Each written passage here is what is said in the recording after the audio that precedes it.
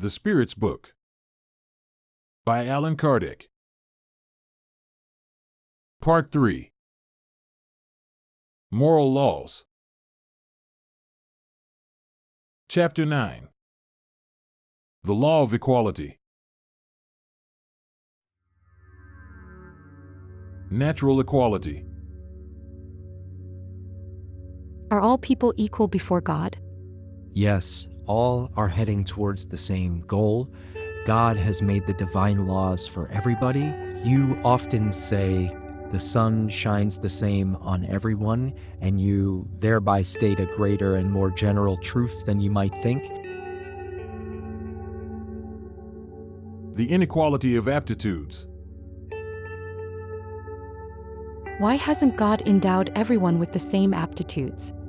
God has created all spirits equal, but each one of them has lived over a longer or shorter amount of time and has consequently developed more or fewer aptitudes. The difference lies in the degree of experience and volition, their free will by which some advance more rapidly, endowing them with a wide range of aptitudes. A medley of aptitudes is necessary so that all may contribute to the designs of Providence within the limits of the development of their physical and intellectual powers. What one cannot do, another does, and so all end up having their useful function.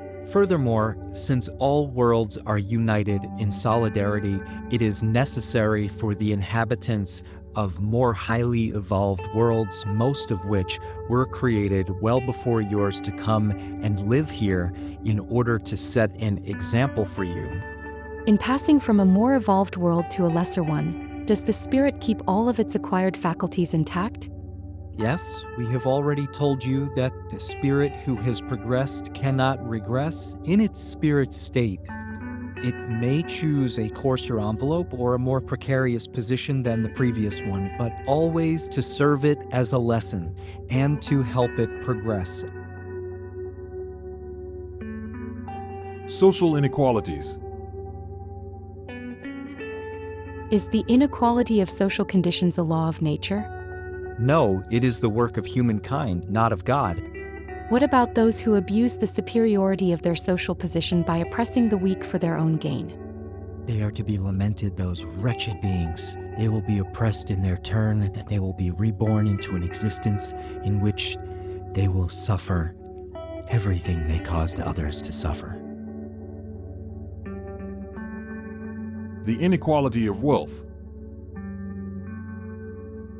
Doesn't the inequality of wealth originate in the inequality of faculties, which give to some persons more means of acquiring things than other persons? Yes and no.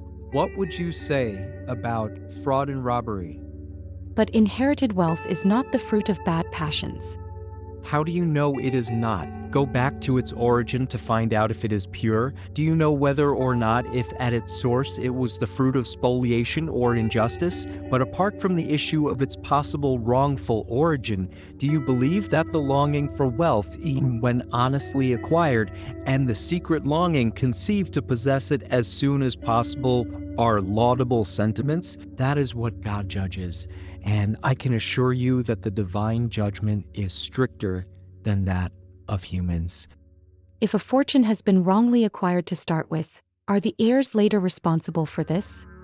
Of course, they are not responsible for the wrong that others committed, especially if they are ignorant of it, but you should know that a fortune is often destined for certain individuals in order to provide them the opportunity to repair an injustice. Happy for them if they comprehend this. If they repair the injustice in the name of the one who committed it in the first place, the reparation will be taken into account for everyone concerned, because it is almost always the original wrongdoer who, from the spirit world, inspires them to do it.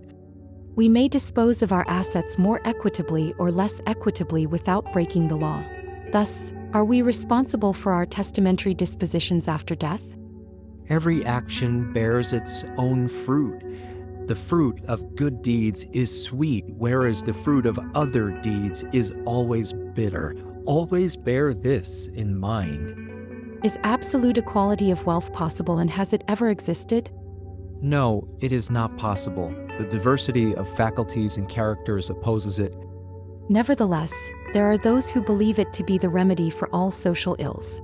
What do you think of that? Either they are framers of theories or they are ambitious and envious. They do not understand that equality would be quickly broken by the very force of things. Fight selfishness, for that is your social plague. Do not chase chimeras. If equality of wealth is not possible, does the same apply to well-being? No, but well-being is relative and everyone could enjoy it if humans understood each other better, for true well-being consists in employing one's time according to one's liking, and not in working at something one does not enjoy. Since everyone has different aptitudes, no useful work would therefore be left undone. Equilibrium exists in everything. Humans are the ones who upset it. Is it possible for everyone to understand one another? Humans will understand one another when they practice the law of justice. There are persons who fall into deprivation and poverty through their own fault. May society be held responsible for this? Yes, we have already told you that society is often the primary cause of such wrongs. Is it not society's responsibility to attend to the moral education of its members? It is frequently bad education that distorts these persons' judgment instead of stifling their harmful tendencies. The trials of wealth and poverty. Why has God bestowed wealth and power on some and poverty on others? In order to test everyone differently. Moreover, as you know, such trials are chosen by the spirits themselves, and they often fail at them. Which of the two trials is more dangerous to humans? Poverty or wealth? They are equally dangerous. Poverty provokes complaining against providence, whereas wealth incites all kinds of excesses. If the wealthy endure more temptations, don't they also have the means at their disposal for doing more good? That is precisely what they do not always do. They become selfish, proud, and insatiable. Their wants increase with their fortune, and they never think they have enough. Equality of the rights between men and women. Are men and women equal before God, and do they have the same rights? Has not God given them both the knowledge of good and evil and the faculties for progress? Where does the moral inferiority of women in certain regions come from?